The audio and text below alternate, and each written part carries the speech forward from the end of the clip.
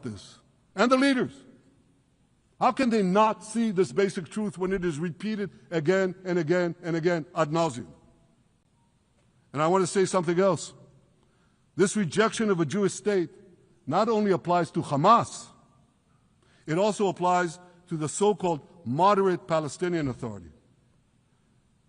You should know that the Palestinian authorities pays terrorists to slay Jews. The more Jews the terrorists slay, the more the Palestinian Authority pays. The Palestinian Authority names its government buildings, its public squares, its schools, after the mass murderers of Jews, which they glorify as martyrs. They pay and glorify not just the killer of Jews, but also killers of Christians. Christians like Taylor Force, an American veteran who was brutally murdered in Israel by Palestinian terrorists. But, that I hear from the Western leaders. They tell me, the PA promised us it will reform. And I know this time, Prime Minister, it will be different. Yeah, right. We've heard these promises for decades. They always promise. They never deliver. Because you see, the Palestinian Authority is corrupt to the core. They haven't held elections in 20 years. They use the same textbooks as Hamas, exactly the same textbooks. They teach their children to hate Jews and destroy the Jewish state. And Christians don't fare much better. When Bethlehem, the birthplace of Jesus, was under Israeli control, 80% of its residents were Christians. But since the PA took control, that number has dwindled to under 20%. These are the people you want to give a state to?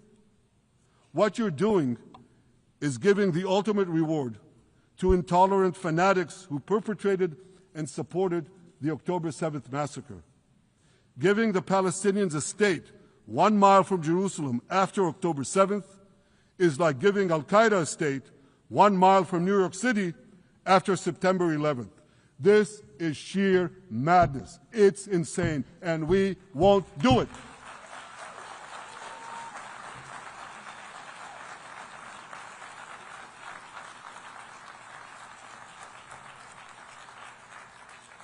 So here's another message to those Western leaders. Israel will not allow you to shove a terror state down our throats. We will not commit national suicide because you don't have the guts to face down a hostile media and anti-Semitic mobs demanding Israel's blood. And I want you to grasp something else, which is also distorted in the media. I say this not only in my name or the name of my government, but on behalf of all the people of Israel. Last year, there was a vote in the Knesset, our parliament, whether or not to oppose the imposition of a Palestinian state. You want to guess what the results were? Out of 120 members of our parliament, 99 voted against and only 9 supported. That's over 90%. It's not a fringe group. It's not the prime minister who himself is extreme or he's held hostage by extreme parties to his right. It's over 90% of Israelis. My opposition to a Palestinian state is not simply my policies or my government's policy. It's the policy of the state and people of the state of Israel.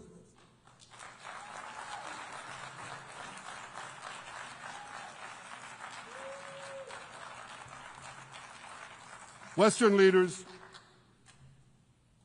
may have buckled under the pressure. And I guarantee you one thing, Israel won't. Israel's victories over the Iranian... Thank you, I know you won't too, that's good. Israel's victories over the Iranian terror axis have opened up possibilities for peace that were unthinkable 2 years ago. Take Syria. For decades, the very idea of peace between Israel and Syria seemed unimaginable. Well, no more. Today, We have begun serious negotiations with the new Syrian government.